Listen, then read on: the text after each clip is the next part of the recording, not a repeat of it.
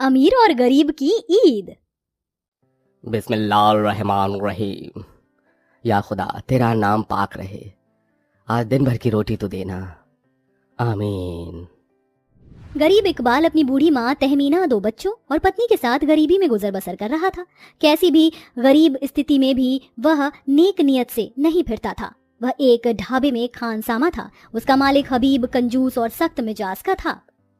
गजल जल्दी से रोटी दे दो। ये लो जी, आज एक भी तरकारी नहीं थी, इसलिए रोटी के साथ भुने काबुली चने रख दिए हैं। ये सुनते ही बूढ़ी तहमीना उदास हो जाती है। या खुदा, जाने ये गरीबी के दिन कब तक काटने लिखे हैं। बेचारा मेरा बच्चा दिन भर 2 रोटी खाए दिन भर खटता है हमारे लिए। अम्मी, अल्लाह ने चाहा तो हमारी गरीबी एक न एक दिन जरूर दूर होगी। अच्छा, मैं चलता हूँ, अल्लाह हाफिज। तभी इकबाल के दोनों बच्चों ने उसे घेर लिया और ख्वाहिश जताते हुए कहा, अब्बा जान, कल से रमजान शुरू हो रहे हैं, आप हमारे लिए अच्छे अच्छे फल ले आना और खजूर मिठाई भी। अच्छा ठीक है अली, अब्बा ले आएंगे फल। हमारी प्यारी सजादी को कुछ भी नहीं चाहिए क्या? हाँ। तभी 7 साल की सलमी ने मुस्कुराहट भरी हंसी से कहा, अब्बा जान, इस बार हम अच्छे से ईद मनाएंगे, है ना? जैसे अमीर लोग जलसा करते हैं, सेवई बनाते हैं, नए नए कपड़े झुमके लेते हैं, आप भी हमें दिला देना।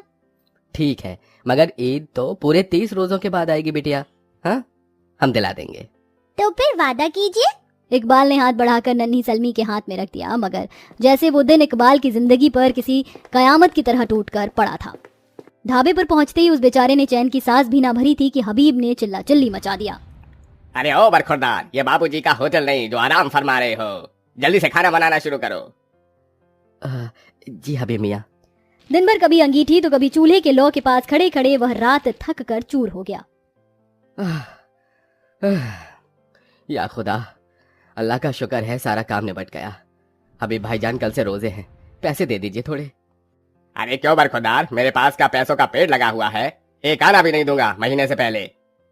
ऐसा ना करो हुजूर, आप ही आंखें बदल लेंगे तो क्या होगा हम गरीब रोजेदारों का। इकबाल अपने सर से लेकर पैर तक उसके आगे पटक देता है, मगर कंजर पठान हबीब के जेब से 1 रुपया नहीं निकलता। इसी चिंता का बोझ मन में लिए इकबाल जब घर लौट रहा था, तभी एक गाड़ी उसे जोर से मारकर फरार हो जाती है, जिसमें उसका एक हाथ पूरी तरह कुचल जाता है। वहीं दूसरी तरफ इकबाल का गरीब परिवार उसके घर लौटने के इंतजार में था। तभी कटे हाथ में पट्टी बांधे वह घर आया। या अल्लाह, ये क्या हो गया तुम्हें? मेरा हाथ कट गया गजल। अपने बेटे का कटा हाथ देखकर तहमीना रोते हुए ऊपर वाले पर गुस्सा निकालने लगती है। या खुदा, तूने तो हमारी रमजान को मुहर्रम में बदल दिया, कर दिया मेरे औलाद को निहत्ता। अब कौन चलाएगा इस घर परिवार की रोटी? अम्मी, मैं हूं ना, मैं देखूंगी घर की जिम्मेदारी। अब जैसे तैसे वह गरीब रूखी सूखी रोटी से रोजा काटते हैं। अम्मी, ये अगड़ी हुई रोटी खाई नहीं जाती, कुछ अच्छा बना दो ना। अली, तू तो मेरा बहादुर बेटा है ना। अम्मी शाम को इफ्तार में फल लाएगी, अच्छे अच्छे, अपने शहजादे बेटे के लिए। बदहाली और दुखों में उस गरीब परिवार का रोजा कटता है और वो दिन भी आ पहुंचता है जब गरीबी में बनाने के लिए एक दाना भी नहीं बचता। गजल घर के बाहर चिंता में बैठी थी, तभी अमीरों से साजबाज में नुझत आती है। अस्सलाम वालेकुम गजल, क्या बात है, तुम इतनी गमगीन क्यों दिख रही हो? सब खैरियत है? नहीं आपा, इकबाल का हाथ कट गया और मेरे पास काम नहीं। घर परिवार बहुत ही तंगी और तकलीफों से गुजर रहा है, कहीं काम दिला दीजिए, बड़ा एहसान मानूंगी आपका। गजल को नुजहत उसे अपने घर में काम पर रख लेती है। नुजहत का बंगला ठीक गजल के गरीब खाने को छोड़कर ही था, जहाँ हर सुख था। इसके बाद भी नुजहत नर्म दिल की औरत थी। अगले दिन से गजल काम पर जाने लगी। गजल, रसोई में जरूरत का सब कुछ रखा है। इफ्तार में कोरमा, काबुली चने, कचरी, पुलाव, छोले, शाही टुकड़ा, ये सब बना लाओ। जी, जो हुकुम आपा। थोड़ी देर में गरीब गजल इफ्तार की दावत बनाकर दस्तरखान पर सजा देती है। तभी सास सुल्ताना और वाहिद नूर सब बैठ जाते हैं। माशाअल्लाह नुजहत बहू, आज के इफ्तार में इतना सब? ये सब कुछ गजल ने बनाया है अम्मी।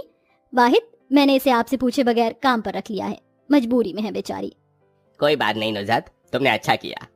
कितना फर्क होता है एक अमीर और गरीब के रोजे और ईद में। अमीर लोग की इफ्तार की दावत में भी उतना सब बनता है और हम गरीब ईद में सेर भरकर सेवइयां भी नहीं बना पाते। या अल्लाह, गरीबी और 2 वक्त की रोटी इस कदर जीना दुश्वार क्यों करती है? काम करके गजल घर लौटती है, जहाँ पूरा परिवार पानी पीकर ही रोजा तोड़ते हैं। देखते देखते ईद आ जाती है। सभी अपने घरों में सजाने धजाने लगते हैं। बाजार सेवई छुआरे से और रंग बिरंगे कपड़ों से सज जाते हैं। तभी आस भरी आंखों से गजल के गरीब बच्चे कहते हैं, अम्मी कल ईद है, क्या आप हमें नए कपड़े नहीं दिलाएंगी? क्या कल ईद के दिन पर भी मैं ये पुराना दुराना कुर्ता पहनूंगा? ये सुनते ही गजल का दिल निकल आता है। वह डबडबाते आंसुओं से कहती है, मेरे बच्चे, अम्मी क्या करे, मजबूर है। पैसे होते तो मैं तुम दोनों के लिए ईद के जोड़े सिला देती। अम्मी मत रो, मुझे ईद नहीं मनानी, सिवैया भी नहीं खानी, अल्लाह कसम, बस तुम रो नहीं। ए गरीबों के ख्वाजा, क्या तुझे हमारी संजीदगी नहीं दिखती है? आज अगर हम भी अमीर होते तो क्या हमारी ईद इस तरह थोड़ी बनती? कहाँ तो ईद का त्योहार परिवारों में खुशियां लेकर आता है, लेकिन उस गरीब परिवार के लिए जैसे वह ईद मुहर्रम से कम नहीं थी। गजल गम भरा मन लिए नुजत के बंगले चली आई। गजल, ये लो, ये सारी लाइट हर जगह लगा दो। जी आपा। गजल ने खुद को कामों में उलझाना चाहा, मगर उसकी आंखों के आगे बच्चों का उतरा हुआ मायूस चेहरा हर बार आ जाता। आंटी आंटी ये देखो, अम्मी ने कल के ईद के लिए जोड़ा सिलवाया है मेरे लिए, अच्छा है ना? बहुत अच्छा है नूर बिटिया, काश कि मैं भी अपनी सलमी को ऐसा सूट दिला पाती, अम्मी जान के लिए मीठी सेवई बना पाती, हम भी खुशियों भरी ईद मना पाते, काश। अल्लाह मियाँ। ये सोच सोच कर गरीब गजल के मन पर बहुत बुरी बीत रही थी। उसकी आंखें नम थी, उसकी तकलीफों और व्यथित भावों को नुजत समझ बूझ रही थी। आखिरकार 30 रोजों तक बाट जोड़ने के बाद अगले दिन ईद आ गई। लोग अपने आपसी रिश्तेदारों में ईदी देने जा रहे थे।